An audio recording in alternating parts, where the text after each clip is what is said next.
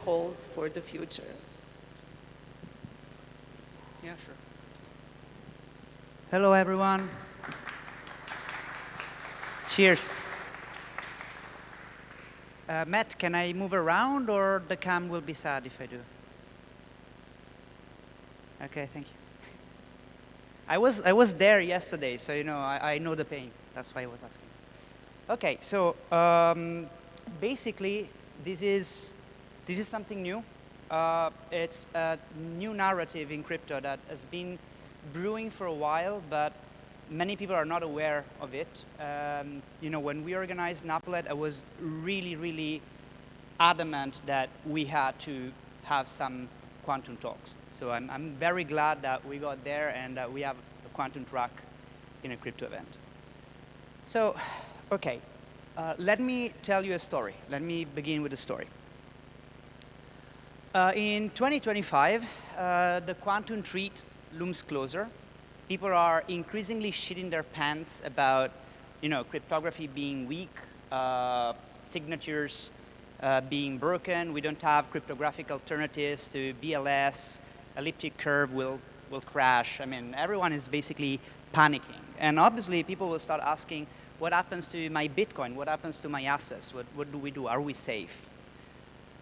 Luckily, there is a small group of people, I would say that probably 5 over 10 people that work on this are in this room right now, that is already working on fixing this problem.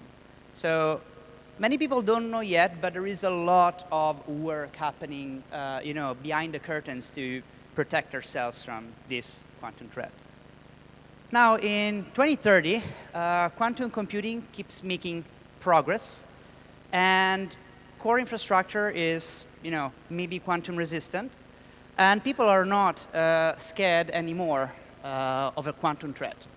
So now that the quantum threat is gone, people will be like, oh, okay, cool, but now that we defended against quantum computing, what is that quantum computing can actually do for us? Like we defended, like we kept the status quo, our assets are safe, but is there something more that we can gain from this? Again, people have been at work, and the study of non-locality, which is a quantum thing we will heavily talk about in a subsequent talks and panel, has made progress. And now we start seeing the first genuinely quantum primitives that allow you to do stuff that wasn't possible before, like quantum one-shot signatures, quantum money, and other cryptographic protocols. Now, in 2035, we will, God willing, have a quantum internet fairly established, and we will probably have the first quantum ledgers out. So what is a quantum ledger? It will probably be, in the best of all worlds, a device not bigger than this clicker, basically like a Ledger Nano, that contains thousands, if not tens of thousands of entangled qubits. And it will allow you to sign and establish secure, unforgeable cryptographic channels with other parties with instantaneous communication. So these will enable quantum money. And quantum money is something very difficult to grasp for people working in crypto, because it is like crypto, but there is no consensus. There is no ledger. It really works like cash. You can privately and securely send it over far distances to people without needing a consensus protocol that is the central actor that keeps the book.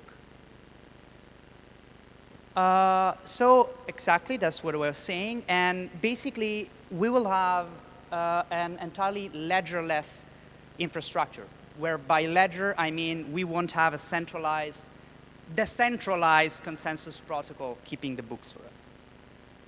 And in 2040, quantum computers will most likely be fully viable. Quantum memory will be developed, and people will nostalgically remember, the times where they had to buy quantum ledgers and they had to count their entangled qubits to transact as a thing of the past. And this will most likely change finance forever once again.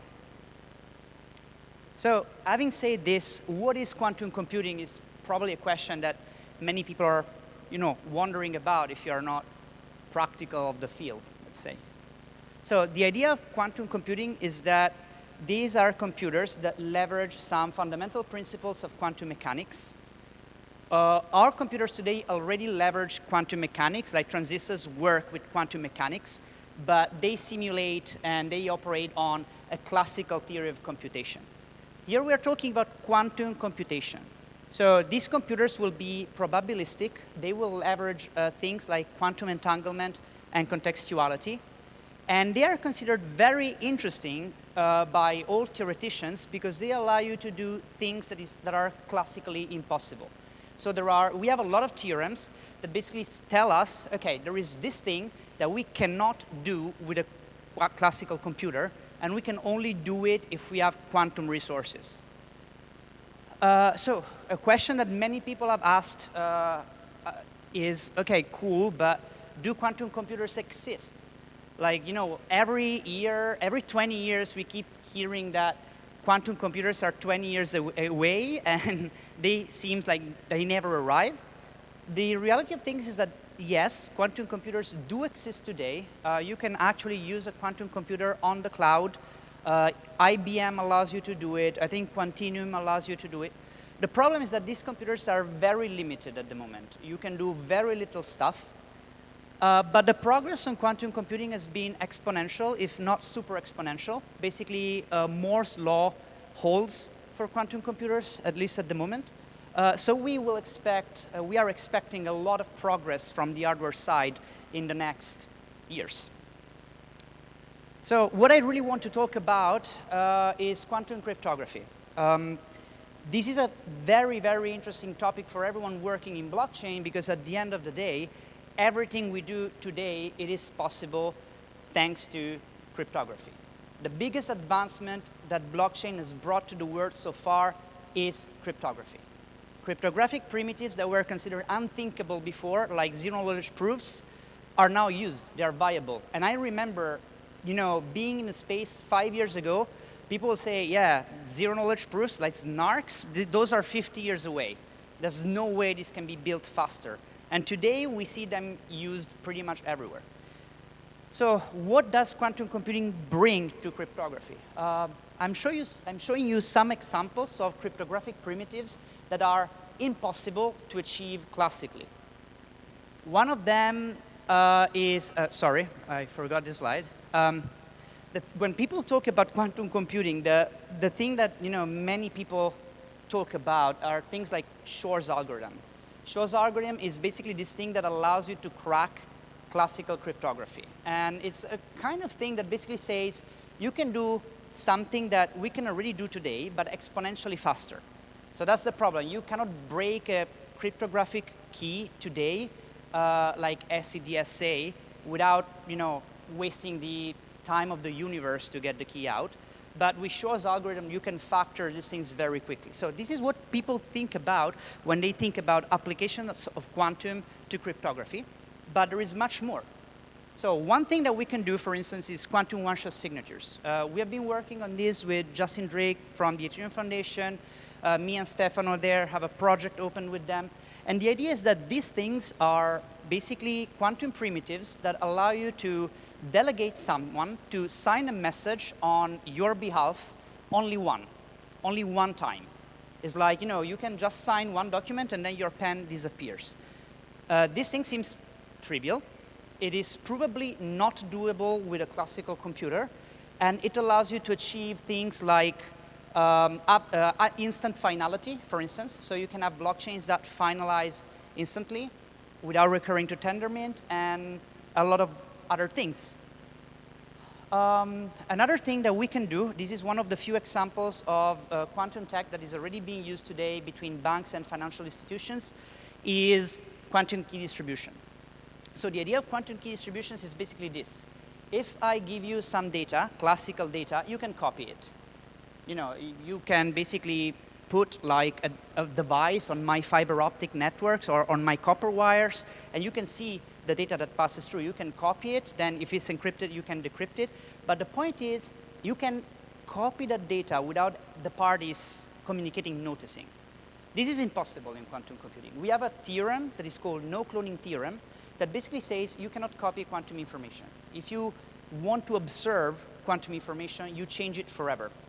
And we can leverage this principle to basically build cryptographic channels where if I send you something and someone is eavesdropping on a channel, we can detect it. So we can basically have secure keys that are unforgeable in a way, because we literally will know if someone is trying to fiddle with our keys. It's like we have police on the wire that connects us in a way, which by the way is not even a wire, because you can share entangled states over satellites and do sci-fi unthinkable shit. But that's a thing for another day. Another thing that people are excited about is quantum money. And again, this basically leverages on the same principle. What is money? Money is something that you cannot easily copy. That is like the most basic property that money needs to have. We use gold as a reserve because gold is rare. We cannot produce gold out of thin air. Before, historically, people have used like shells, seashells, to transact for the same reason. We are not using, for instance, hair as currency because you can literally grow hair on top of your head. So it's like, everyone is a central bank producing currency non-stop. So the point is, okay, if I cannot copy quantum states, but I can transfer them, that is fucking money. I can literally say, okay, this quantum state represents a fixed amount of currency. I give it to you. I don't have it anymore. And basically, the laws of physics guarantee that I cannot fuck with that. It's like, it's a transaction, and again, you cannot counterfeit money. So it will literally work like cash, but we will be able to exchange it remotely, like digital money, instantaneously, without using a ledger. That's the thing. You don't need a network of validators to check that everything was respected. I have a quantum channel with someone. I give them my quantum state. I don't have it anymore. Physics says, yeah, go ahead, perfect, and that's it. So, yeah, this is basically the end game. Stefano here will have a talk about this later on. The idea of device-independent quantum cryptography is that you can build cryptographic primitives with absolutely insane security guarantees. So at the moment, if you use any classical cryptography primitive, there is still the problem that maybe NSA is tampering with your device. We know that happened in the past, right? And they can basically copy the information out of your device before you encrypt it. Like, if I have my phone and my phone is hacked, yeah, okay, I can use point-to-point cryptography on Signal, but who gives a fuck? Like, the information gets fetched and copied without you knowing before it is encrypted and sent. The problem is not the channel. The problem is the Trojan horse on your devices. And this is a real threat at the moment.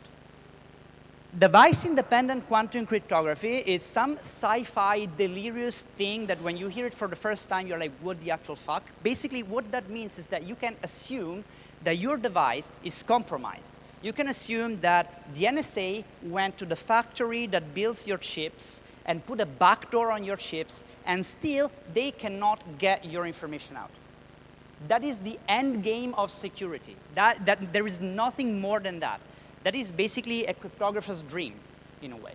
And again, this is guaranteed by the quantum no-cloning theorem.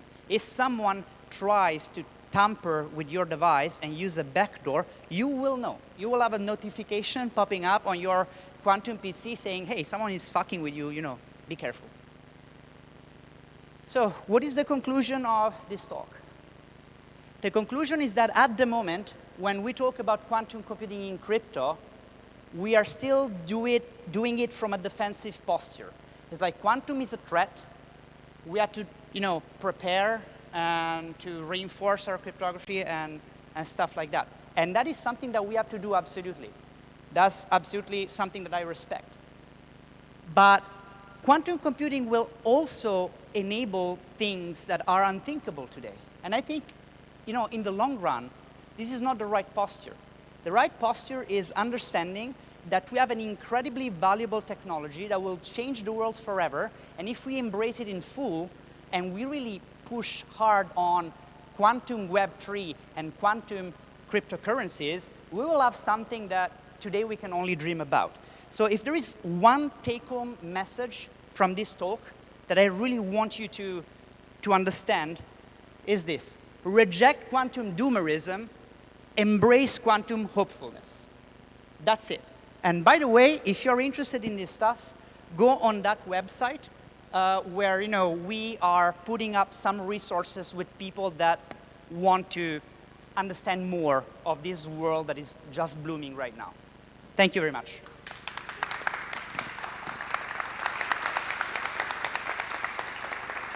Thank you, Fabrizio. This was amazing, very comprehensive, very inspiring. Do you have any questions for our amazing Fabrizio?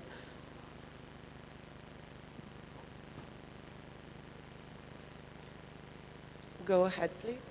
Thank you. So thank you very much for your presentation, first of all.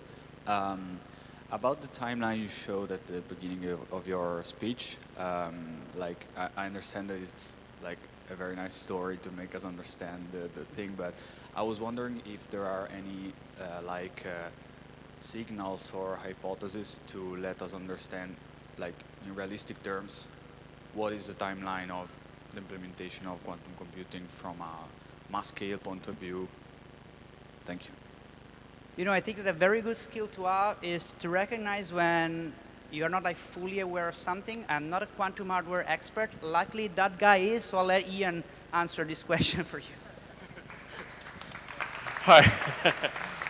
So this is kind of the subject of my talk later on. I'll go into Sure, yeah. You will join the stage soon, so if you want to. Yeah, You can move, yeah. So the main thing that we're dealing with here is uncertainty and a lack of information. There is information we have from the companies, and it's vague. There's nothing complete about anything that anybody says about the timelines of the hardware, the performance, the gates, the components. It's very, very fuzzy. And we don't have a lot of information from any company. We have a little bit of information from a lot of companies, and they're all kind of targeting 2027. But that may or may not actually come to fruition. It's just that the risk becomes real from over 10 companies in 2027. So I think that's kind of a good napkin calculation. We know it's a real problem soon, but it may not happen until 2028. I'll cover this more in my talk, the algorithms, but thank you for being here. Cheers, Ian. Thank you. Thank you, guys, because this would be the introduction for our next panel.